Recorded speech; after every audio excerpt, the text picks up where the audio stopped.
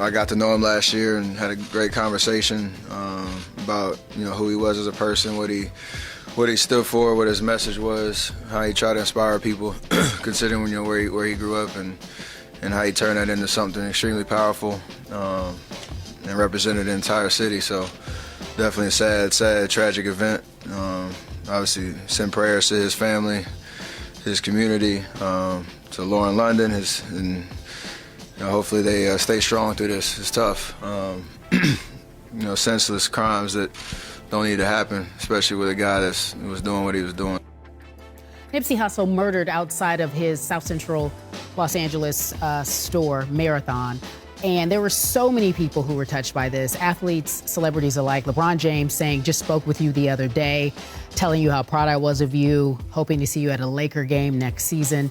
There was Rihanna. She also tweeted the following: "This doesn't make any sense. My spirit is shaken by this. Dear God, may his spirit rest in peace, and may you grant divine comfort to all of his loved ones." And then finally, there was John Legend who posted, "R.I.P. Nipsey.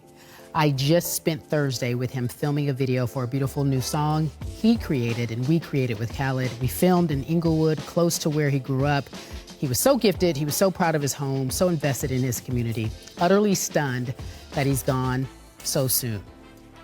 Welcome to Be Honest, everyone. I am Cari Champion. It just so happens that a friend of mine, I bumped into him at the Super Bowl and I asked for him to come on the show. It's the great one. It's too short. The legend, I'll call him Todd.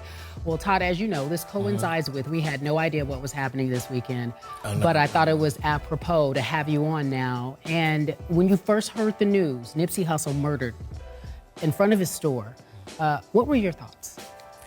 Well, the word travels fast, and, I know a lot of people around LA, around, West Coast guy, but I actually got a phone call before it was official, and they just said that he had got shot, and I'm like, man, that's that social media stuff. That's the first reaction, like, no, miss me with that, like, give it a few minutes. They said, no, check TMZ, which seems to be now, you said it is TMZ. a fact, yeah. I go on there, and it's stating that, they're saying he got shot. And I'm still, like, on the phone with a few people going, nah, let's just wait. Let's not. And then another guy called. This is because the streets talk fast. So you knew about it before it was hitting social? Probably, like, within the hour. Okay. And immediately my guy calls back and he goes, he didn't make it. And I'm like, man, I'm looking at all the news reports. It ain't saying that. It's saying somebody got shot. 3 people got shot. Then I hit back and say, man, it's saying somebody died, but it's not saying who. And then it hit, and I'm like, man, come on, man, because it just feels too much like what we already been through. Right. And to know the long version of losing impactful, powerful people that the neighborhood loves and respects, and people who really, are the glue. Right. And the long version is many, many things, like so many layers of economical things, family things, just business people who would have had jobs, and just so much we lose. Right.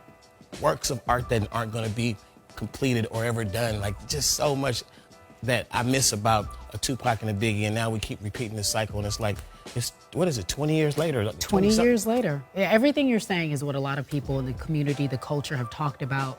Nipsey was doing something that others before him had done. Mm-hmm. He just had a twist to it. So he's homegrown, right? LA is where he's from. Mm-hmm. He decides to stay in the community, build up the community, but he also has a very checkered past. He was very honest about the fact that he was gang affiliated. He was also very honest about the fact that he wanted to change the game and change how people perceived him and those around him.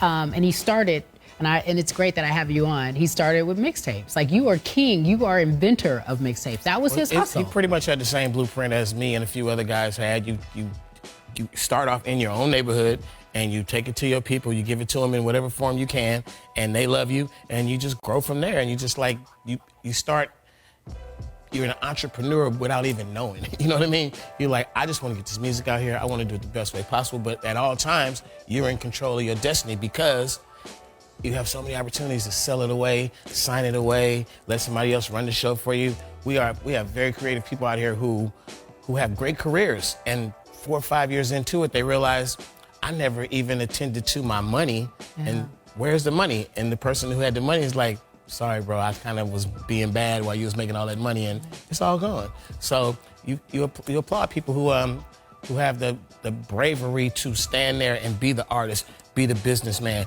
be the spokesperson. Do it all. Like, he was that guy, and he was so many people's hero. Like, so many people's hero. And the part that affects me the most is what we lose, the things that we don't see on the surface. Yeah. The guy who probably 2-3 years from now that was gonna come to Nip, and Nip was gonna give him the game.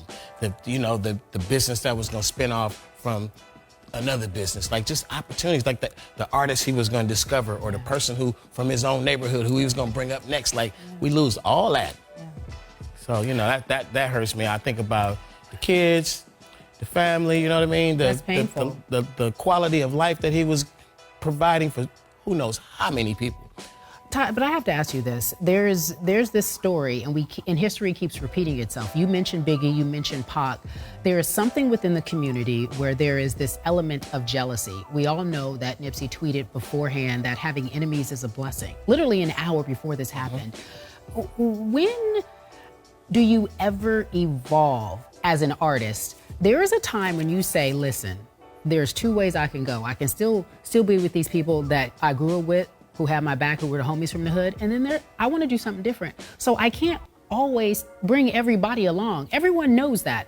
Jay-Z knows that, Diddy knows that. They all had pivotal moments in their career. You had a pivotal moment in your career where you said— there's a threshold you come across. And then you're like, I'm all set, I can't hang with y'all no more. You either stay on that street corner, or you figure out a way to keep your street connect without actually being on the front lines anymore. To me, in my world, I became an asset to my crew by being too short. I was no asset being a soldier. I was no asset being a drug dealer. I was no asset trying to be around when crazy things were happening. It's like, we need you to be too short. Just like Nipsey's hood needed him to be Nipsey. And I know he ran the same way, where your guys protect you. And that was a situation where something slipped through the cracks. But I've had a lot of close calls in my life. I had a lot of situations where one little thing could have went a different way. It's crazy out there, but at the same time, if a guy out there, if you're in that position right now, you just gotta know, man, it's been this way. This is nothing new. We've lost guys like this 10 years ago. We lost guys like this 20 years ago. We lost athletes like this. People who could have been great, who got clipped down and before they got to college or at a young age, or however it went. We know the outcome. So all I'm saying is we just got to continue to, individually, as a small unit, as a neighborhood, as a city, we got to continue to protect these people, our young athletes, our young scholars, our young artists. We have to just protect them so that, and it is that way. The hood protected Nipsey. They protected him. It was. But there were always those who were jealous. Here's the thing: like, when you make it, you can't tell me there aren't people who are jealous, who see your success as an example of their failure. Yeah, I've had in my early days of the career, I've had people say, so and so's gonna kidnap you for a ransom, and then we gotta go the street way to get to this person and say, look, man, you gotta look at it's not gonna happen like this. Right. And that something like that could have happened before the intervention. It could have just happened. And somebody do some terrible stuff. I'm a young artist. Just imagine if I got shot down or I didn't make it to my 30s. What wouldn't have been given to the world? You know what I'm saying? Mm-hmm. A lot of stuff, a lot of things that have happened in my life have affected a lot of lives. And if I was, I was somewhere when I was 25 years old where a bullet went by and hit the mirror right next to me, and could have stood over some inches, and that bullet could have did so many different things. You said it's some close calls. You could have been clipped. So I just, you get wiser as you get older, and I just think in these days and times, we need to start getting wiser younger. You know what I mean? Wiser younger, not as you get older. I have to ask you about just the philosophy we hear about all the time, how rappers want to be ballers and ballers want to be rappers. There is a connection. Art imitates life. Art imitates life. Backwards. There is a connection between you all that is undeniable. We see, when you hear the news, you see all the people that he's met, that he's touched. A lot of people in my world, my sports world, tweeting about how positive he was and just his energy changing so many different things. He was just at an Elite Eight game the night before. Talk to me about that relationship that you all have, that for whatever reasons connects. You become the mascot of the people that love you, the city that holds you up on that pedestal, the neighborhood that claims you. You become the mascot where you could be on TV and your guy is like, that's me on TV, that's us. Right. You know what I mean? I had a homeboy tell me something that really touched me. He said he went to jail for a murder when he was 16 years old. And he said that he said, I was a kid. He said, I had never even had sex yet. I was just a kid. And he said he spent, I guess, could have been 30-something, 40 years in prison. And when he got out, the older guy, he pretty much missed his youth. He said, man, I lived my life through your music. Wow. Like he said, when I listened to your music, I was in Oakland. I was doing what you were doing. I actually was able to find an outlet to still be home. And that kind of touched me. But at the same time, you just gotta, I don't know, we gotta, like I said, wiser, younger. Yeah, but we gotta snap out of it. What's the solution? Being wiser, younger sounds good, but we can't keep seeing. Yeah, I could have never did it. Yeah, you can't keep seeing this happen. Do you believe? And here's my philosophy: I can't believe that Nipsey's hanging around somebody like Jay or Kevin Hart. I see him with all these stars, with Diddy. I can't believe they didn't say, which I'm sure they did, man, you got to move differently. If you're in this circle, you have to move differently. It's someone telling you at 33 years old and you're in this new world, you gotta move differently. I'm not saying that he couldn't give back to the hood, he couldn't go visit a store and he still couldn't show up, but you have to move differently. You can't beef. Cube tweeted about it. He was like, if you got beef, know it comes back to haunt you. He knows that, you know that, you know. LA is a different monster though. LA is different. It's like a lot, and not just LA, these big cities. New York is the same way. The big city it's a jungle. And I just feel like I would have been just like Nippy. I would have did the same thing he did. I did do the same thing he did. I didn't shy away from the streets when it was, when it was hot. I just. Is that because you need the credibility? Is that because you felt like if you weren't a part of the streets, your music would have no validity? Help me understand. I think that you just, there's a sort of that young and wild thing, but then at the other level, there's a sort of a youthful invincibility. I'm in my kingdom right now. Right. And we feel that way about our neighborhoods. We feel that way about our side of town. We feel that way about the block we hang out on. Yeah. And I feel like if something would have happened to me at a young age, it would have definitely happened. It would have definitely happened by a familiar face. It wouldn't have been by a stranger. As we know, reports and what you're talking about, that the person who shot and killed him was someone he knew. Yeah, and you wouldn't get that energy close to me and not be somebody that I'm familiar with, So it was a special circumstance. I can't really say he put his guard down. I can't say that he did something wrong. It was wrong place, wrong time. It's one of those situations where you have a bad accident and you go, man, I started to make a left one block earlier and I just didn't. And he could have stayed home that day and watched sports. That's what I did Sunday. Right. I flew in. Right. And I went straight home and I watched sports. Yeah. I could have flew in and got that call like, come to such and such club. Yeah. Day club, day party, Yeah. You were giving us a lot of wisdom. So for all those young heads in the game right now, what would you tell them? Because I'm pretty sure this has touched them in more ways than one, as we saw everybody tweet or mention something about Nipsey Hussle. What's the lesson?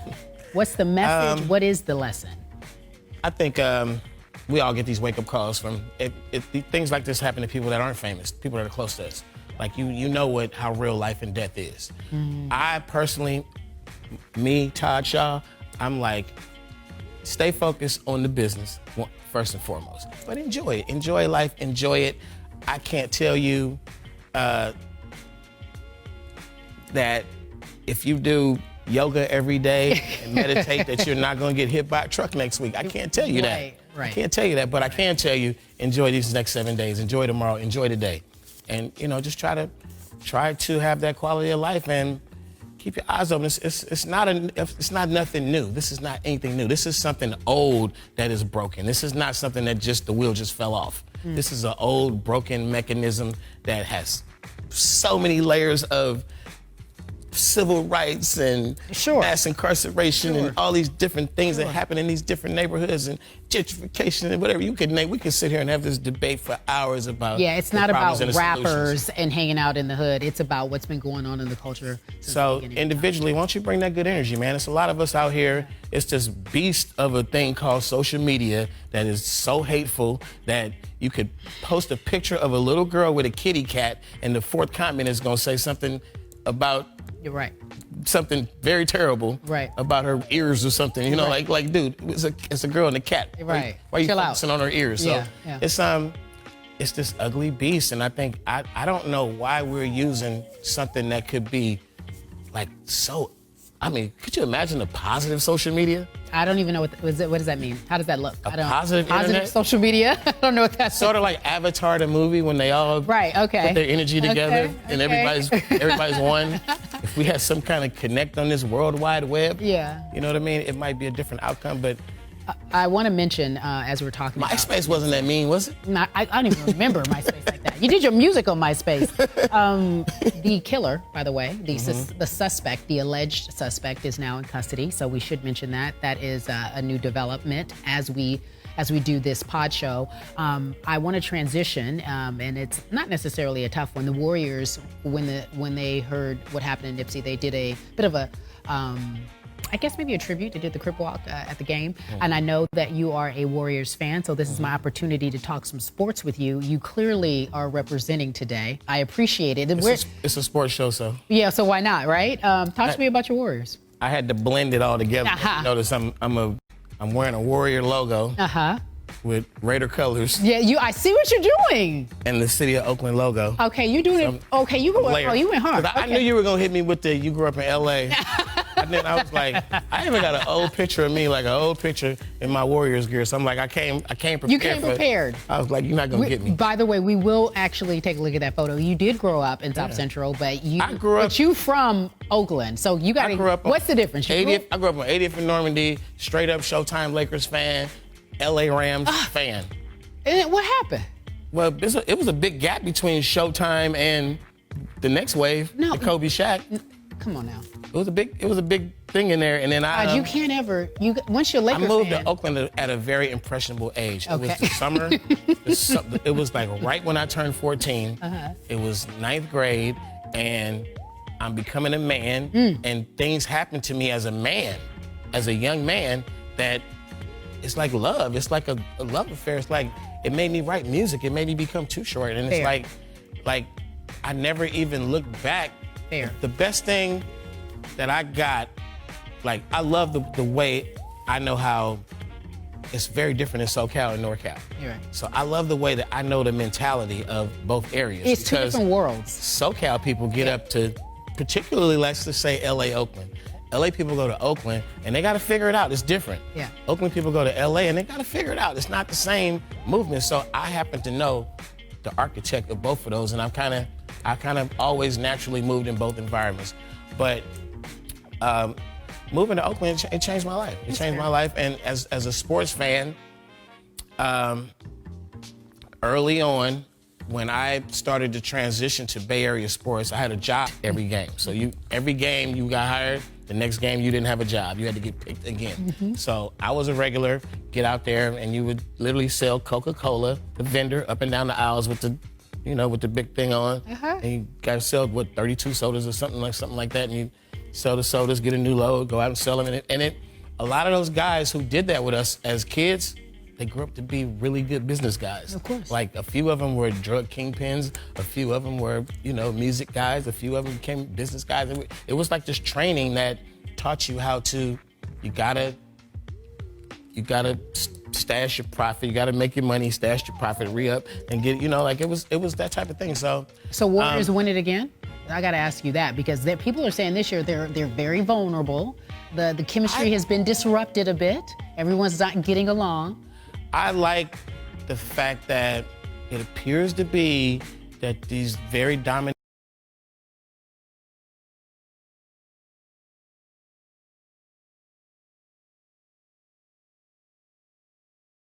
Warriors are just won't go away, but it's been some scraps in there. It's been, if you're a Warriors fan, you remember all the heartbreak. So when we go around now, I don't know, I think we became the bad guys when Durant came along. We only was the bad guys just in the name of Draymond at first. Right. Like Draymond's the bad guy. It was like, oh, that's Steph Curry. Steph Curry's the most loved. Steph Curry's nice, but yeah. that Draymond, you know what I mean? Yeah. And then we got KD and everybody was like, Warriors, trash, it's trash, it don't count.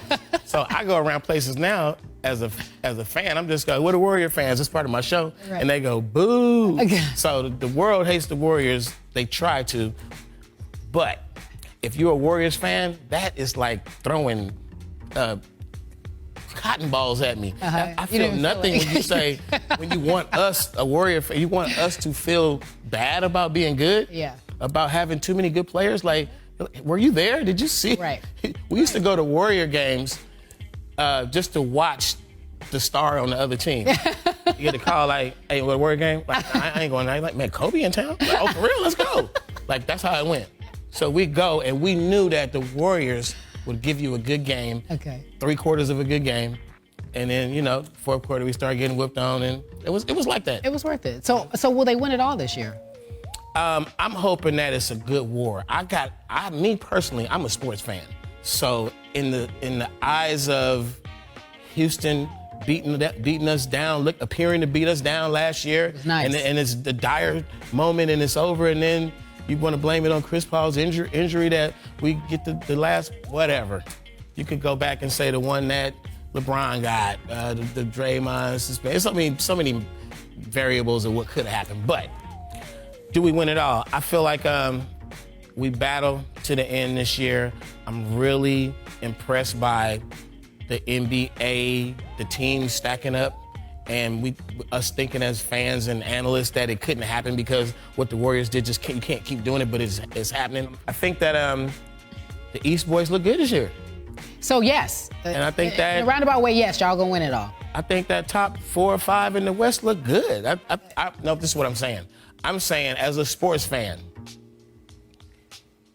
it's looking like March Madness kind of thing. Okay. Like you can't really predict what the NBA is about to be. Okay. And I'm hoping for that. Okay. But as a Warrior fan, of course, we go through it. We go through this every year.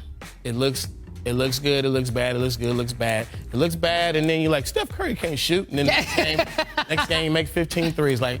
My biggest takeaway from all of this is that you used to be a Showtime Lakers fan.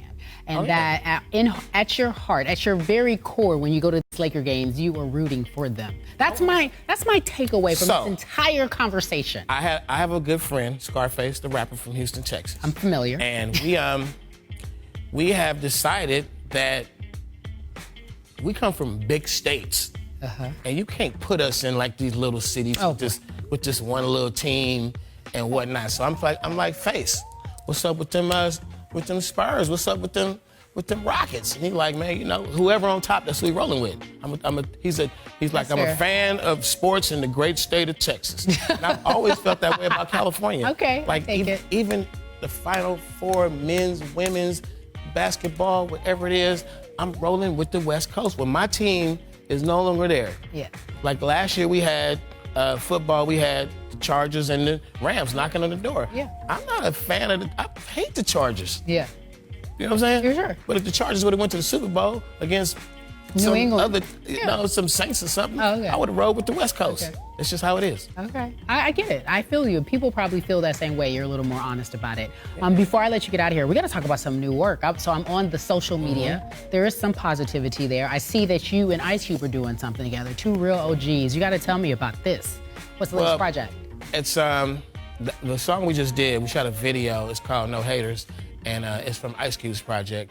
But if you notice lately, the OGs ain't going away. So there's a generational thing going on in hip hop with the oh, this new stuff is whack. Oh, you OGs, get out the way. That's been going on for a few years. Sure. Whatever. I just feel like it's worldwide, multi-billion-dollar industry. It is taking over countries as the most popular music. The last thing I heard was rap music is it now more popular than country and rock and... Is it?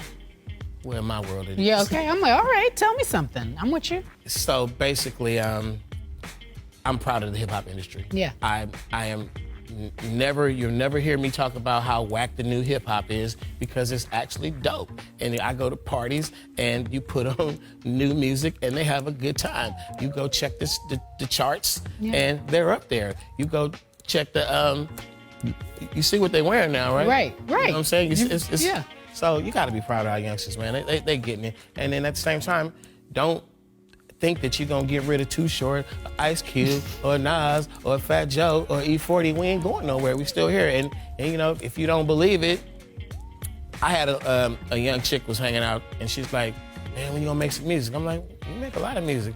She's like, you know, like some stuff that's, you know, I'm like, go to YouTube. Bam, look up this video, look up this video, look up this video. All these videos just came out. They all got millions of hits. She's like, oh, for real? Right. But, Y'all still here. You're not going nowhere. And we do shows all the time. Yeah. We're coming to a city near you soon, if I wasn't just in your city recently.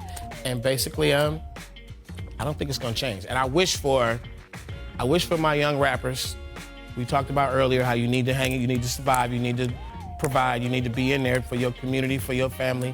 But I also need you to strive for these long careers. This is good. This has been a really good journey for me. I know some rappers who they don't rap anymore. They got to go to work every morning. And you're an example of what they should be looking to do in terms of longevity for their career. Yeah, and I hear the stupidest thing you ever want to say out your mouth is, what's all this stuff about the age? Like, yo, you old if you 25, or I don't want to be no old rapper. All this, man. You do want to be an old rapper. It pays good. It's way better than having to wake up and go to work at 9 o'clock and get off at 5 o'clock and drive in traffic. Way better. So. I actually, when we wrap up this pod show, I actually want to spit a few bars for you, because I think. No. Why are you laughing? I have some stuff. Everybody has bars. I have bars. Todd, Too Short, thank you so much. Fine. It's true, for being on Be Honest. I appreciate you so much. Yeah, I want to show you my jump shot. Thank you, guys. So I want to thank Todd for joining us here on the show today. It was a special one for me, because I think that we really do need to take a moment and honor Nipsey Hussle for what he tried to do in the community, what he was doing in the community, and hopefully his legacy and the work that he has started will continue on. This one feels different. We see people die, we see lives taken often, but this one feels different. It feels like we really lost someone special in the community and the culture and for the greater good of the world. We just want to thank you so much for joining us here on Be Honest. See you next week.